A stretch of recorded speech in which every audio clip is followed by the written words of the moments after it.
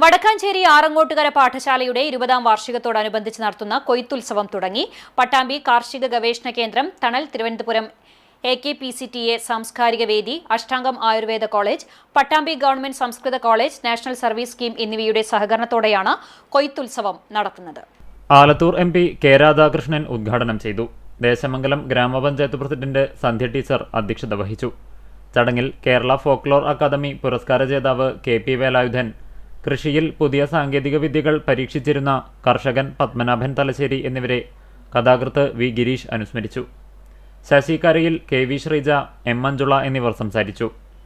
വിവിധ രംഗങ്ങളിൽ നേട്ടം കൈവരിച്ച കലാമണ്ഡലം ഗിരീശൻ, മോഴിക്കുന്നം ബ്രഹ്മദത്തൻ, കലാമണ്ഡലം സംഗീത, CG മധുസൂദനൻ, അസീസ് പെരിങ്ങോട്, ബിബിൻ ആറങ്ങോട്ടുകര, വിജിത രാജേഷ് വാഴേക്കാട്ട്, വൃന്ദ, CV ശരണ്യ എന്നിവരെ ചടങ്ങിൽ ആദരിച്ചു. വൈകിട്ട് ശാന്തി പ്രിയയുടെ ബാവുൽ സംഗീതം, ഗായത്രി സേതുമാധവന്റെ ഭരതനാട്യം, കലാപാഠശാല ആറങ്ങോട്ടുകരയുടെ ദന്താശുപത്രിക്കും ഇടയിൽ ഒരു കവല, വിവാഹ സമ്മാനം എന്നീ നാടകങ്ങളും അരങ്ങേറി.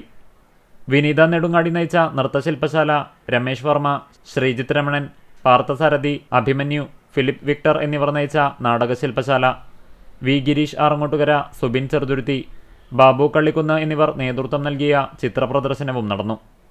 സാംസ്കാരിക സമ്മേളനം മന്ത്രി MP രാജേഷ് ഉദ്ഘാടനം ചെയ്തു. തുടർന്ന് പുസ്തക പ്രകാശനങ്ങൾ, നാടകങ്ങൾ, പാട്ടും പറച്ചിലും എന്നിവ അരങ്ങേറി. സമാപന സമ്മേളനം UR പ്രദീപ് MLA ഉദ്ഘാടനം ചെയ്തു. TS ശ്യാംകുമാർ മുഖ്യാതിഥിയായി. തുടർന്ന് മോഹിനിയാട്ടം, നാടകങ്ങൾ എന്നിവ അരങ്ങേറി.